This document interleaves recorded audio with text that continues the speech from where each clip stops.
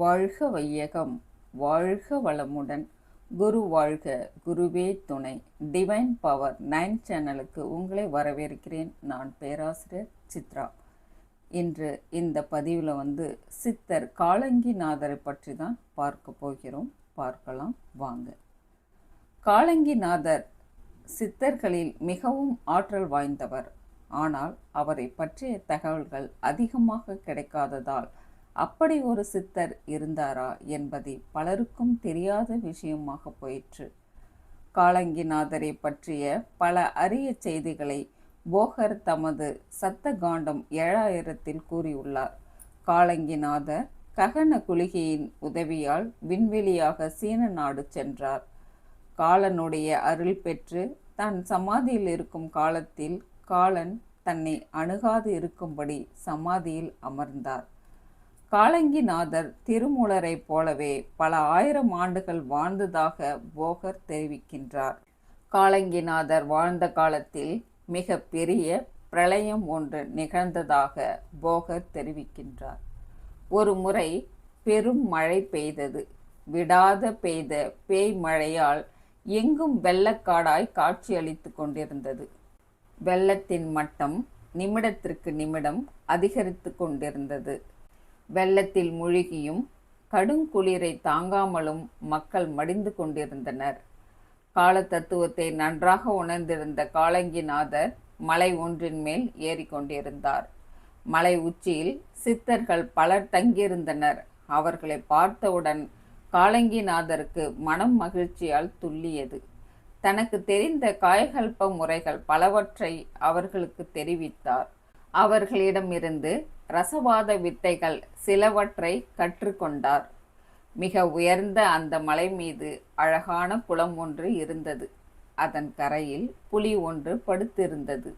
அதை காலங்கர் உற்று பார்த்தார். அவருக்கு உண்மை விளங்கிவிட்டது. உண்மையான புலி என்றால் பாய வேண்டும் அல்லவா? பாயவில்லை. யாரோ ஒரு சித்த புருஷர் சாதாரண மக்களிடம் இருந்து தனக்கு தொந்தரவு வரக்கூடாது என்பதற்காக இவ்வாறு புலி வடிவத்தில் இருக்கிறார் என்பதை உணர்ந்து கொண்ட காலங்கிநாதர் அவரை வணங்கினார். புலி வடிவம் கொண்ட அந்த சித்தர் காலங்கிநாதருக்கு உபதேசித்து விட்டு உடனே அங்கிருந்து மறைந்து விட்டார். அதன் பிறகு பலகாலம் காலங்கிநாதர் அந்த மலை மேலே தவம் செய்ய ஆரம்பித்தார். அந்த சதுரகிரி மலையின் மேல் பல சித்தர்களை காலங்கிநாதர் சந்தித்ததை தமது ஞானவிந்த ரகசியம் 30 என்ற நூலில் தெரிவிக்கின்றார். குன்றந்தன் சாய்வோரம் செல்லும் பாதை கூடினால் நவசித்தர் குகை ஒன்று உண்டு. நின்றந்தன் சித்தர்களை மனதுள் எண்ணி நிதானமாய் அவ்வழியே போக வேண்டும். ஒன்றிருந்த வழி வடக்கே கொஞ்சந்தூரம் உயர்ந்திருக்கும் மலையருகே குகையை பாரு. பாரப்பார் அக்குகையின் உள்ளே செல்ல பாம்பாட்டி சித்தரும் அங்கிருப்பார். தேரப்பா நீ வணங்கி அதன் மேற்காக திரும்பவே அத்திரியின் குகை தானுண்டு. பாதை வழி நேராய் நாதாந்த சித்தர் பதியான குகை தெரியும். பார்த்து கொண்டே வேதை நீ அடையாமல் உள்ளே சென்றால் வேதந்த சித்தருடன் குதம்பை சித்தர் போதையுள்ள ஞான சித்தர் அடிவணங்கி போற்றி விடை பெற்று வர மிருகண்டையர் வாதையில்லா வழியில் மகா தவமே செய்து மகப்பேறு பெறுவதற்கு தவம் செய்தாரே என்று சதுரகிரி மலையில் சந்தித்த சித்தர்கள் எல்லாம் பட்டியலிட்டு காட்டுகின்றார் நம் காலங்கிநாதர். ஒரு நாள் காலங்கிநாதர் தவம் செய்து கொண்டிருந்த போது அவருக்கு முன்னால் ஒரு ஆமை மெல்ல ஊர்ந்து வந்தது. அதை ஒரு சித்தர் என்று கண்டு கொண்ட காலங்கி அதனை வணங்கினார். சித்தரும் அவர் மேல் கருணை பார்வை பார்த்து ஆசிர்வதித்து விட்டு பிரளய வெள்ளத்தில் இறங்கி மறைந்து விட்டார். இது போலவே வராக வடிவம் பெற்ற சித்தரை காலங்கிநாதர் வணங்கினார். அப்போது வராக சித்தர் காலங்கி, காலம் பல கண்டவன் நான், ஆனால் இதுவரை யாரும் என்னை அறிந்தது கிடையாது. புனிதமான உன்னுடைய கண்களுக்கு மட்டும்தான் நான் புலப்படுகிறேன்.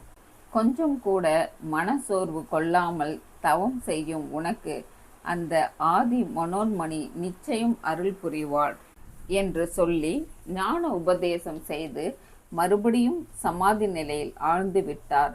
இது போன்றே காலங்கிநாதர் சதுரகிரி மலை மீது சிங்க சித்தர், வாமன சித்தர், பரசுராம சித்தர், ராம சித்தர், பலராம சித்தர், கிருஷ்ண சித்தர், குதம்பை சித்தர், பாம்பாட்டி சித்தர், வேதாந்த சித்தர், தவ சித்தர், போக சித்தர், ஞான சித்தர், கற்கி முகி சித்தர் முதலான சித்தர்களை சந்தித்து சித்து வித்தைகளை பயின்றார்.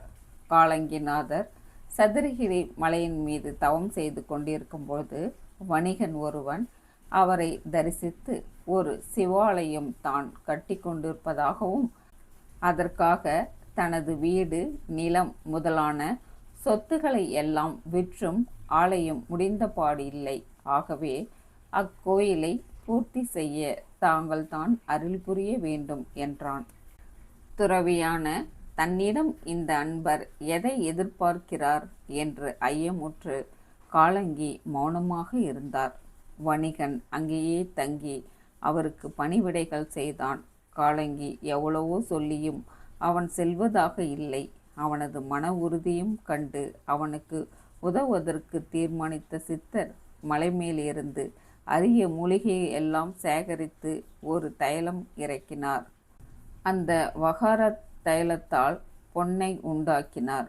வணிகனை பார்த்து, உனக்கு வேண்டியதை எடுத்துக்கொண்டு போய் கோயிலை கட்டி முடி என்றார். வணிகன் மிகுந்த மகிழ்ச்சியோடு சித்தர் கொடுத்த பொன்னை எடுத்துக்கொண்டு சென்றான். கோயிலையும் கட்டி முடித்தான். வணிகனுக்காக சித்தர் சேகரித்த மூலிகை தைலம் மேலும் பொங்கிக் கொண்டிருப்பதை கண்ட காலங்கிநாதர் அதை ஒரு கிணற்றில் தேங்கச் செய்தார்.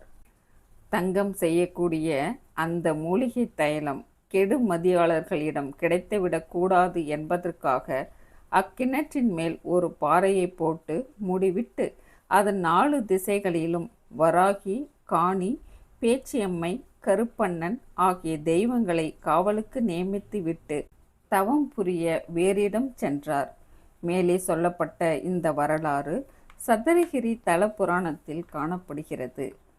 ஒரு சமயம் தன்னிலை மறந்து காலங்கிநாதர் சமாதியில் ஆழ்ந்து விட்டார். காலங்கள் பல கடந்தன.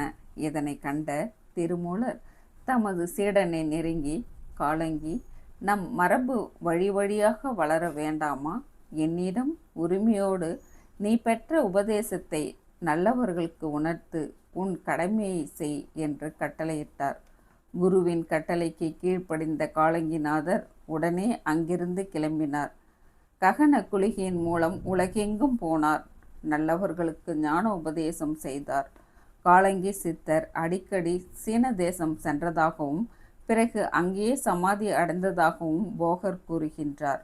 போகர் சீன நாட்டில் வாழ்ந்த காலத்தில் அடிக்கடி உலக சஞ்சாரம் மேற்கொண்டு ஆங்காங்கே கண்ட அதிசயங்களை சீன மக்களுக்கு கூறியதாக தமது சுத்த காண்டத்தில் தெரிவிக்கின்றார். சீன நாட்டிற்கு இவர் அடிக்கடி செல்வது தனது குருநாதரான காலங்கிநாதர் சமாதியை தரிசிப்பதன் பொருட்டே என்பது அவரது பாடல்களின் வழி புலனாகிறது. சீன நாட்டிற்கு வந்ததும் தமது குருவான காலங்கிநாதர் சமாதி அடைந்திருக்கும் முக்காத கோட்டைக்குள் மிகவும் மகிழ்ச்சியுடனும் பூரிப்புடனும் நுழைந்தது.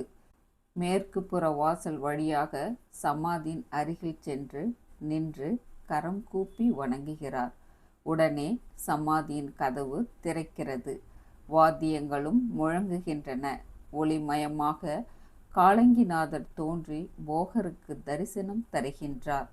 காலங்கி சித்தர் இயற்றியதாக பின்வரும் நூல்களின் பட்டியல் காண கிடைக்கிறது. ஆனால் இவைகளில் பல நமக்கு கிடைக்கவில்லை. கிடைத்ததை சிலவற்றை இங்கே பார்ப்போம்.